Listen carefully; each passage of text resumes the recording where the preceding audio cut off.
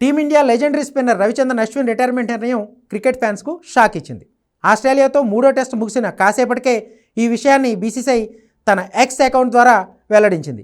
నిజానికి tea break సమయంలో అశ్విన్ను Kohli hug చేసుకున్నప్పుడే అందరికీ అనుమానం వచ్చింది. అంతకుముందు అతనితో అశ్విన్ చాలాసేపు మాట్లాడాడు. డ్రెస్సింగ్ రూమ్లో కోహ్లీ అశ్విన్ మధ్య చాలాసేపు తీవ్రంగా చర్చ జరిగింది. మధ్యలో ఒకసారి అశ్విన్ను కోహ్లీ ఎమోషనల్గా హగ్ చేసుకోవడం కనిపించింది. అప్పుడే అశ్విన్ రిటైర్మెంట్పై ఊహాగానాలు రాగా కాసేపటికే అధికారిక ప్రకటన వెలువడింది. ఈ మ్యాచ్ అనంతరం కెప్టెన్ రోహిత్ శర్మతో కలిసి మీడియా సమావేశంలో పాల్గొన్న అశ్విన్ తన 14 ఏళ్ల సుదీర్ఘ కెరీర్కు వీడ్కోలు పలుకుతున్నట్లు తెలిపాడు. అశ్విన్ ఆకస్మిక నిర్ణయంతో అభిమానులు, సహచర ఆటగాళ్లు, మాజీ క్రికెటర్లు షాక్ అయ్యారు. సోషల్ మీడియా వేదికగా అతనికి అభినందనలు తెలుపుతున్నారు. భవిష్యత్తు మరింత బాగుండాలని ఆకాంక్షిస్తున్నారు. వాస్తవానికి అశ్విన్ పెర్త్ టెస్ట్ విజయం అనంతరం రిటైర్మెంట్ ప్రకటించాలని అనుకున్నాడట.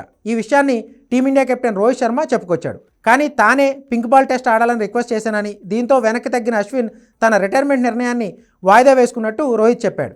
అశ్విన్ నిర్ణయాన్ని తాము గౌరవిస్తున్నామని రోహిత్ చెప్పుకొచ్చాడు. అతను గొప్ప మ్యాచ్ విన్నర్గా కొనియాడిన రోహిత్ జట్టు ఇబ్బందుల్లో ఉన్నప్పుడు తాము అశ్విన్ వైపు చూసేవాళ్ళమని గుర్తు చేసుకున్నాడు.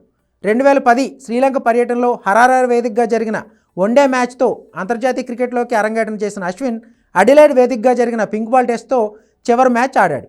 రవిచంద్రన్ అశ్విన్ టీమిండియా తరపున 106 టెస్టులు, 116 వన్డేలు, 65 టీ20లు ఆడాడు. 3 ఫార్మాట్లో కలిపి అశ్విన్ 765 వికెట్లు తీశాడు.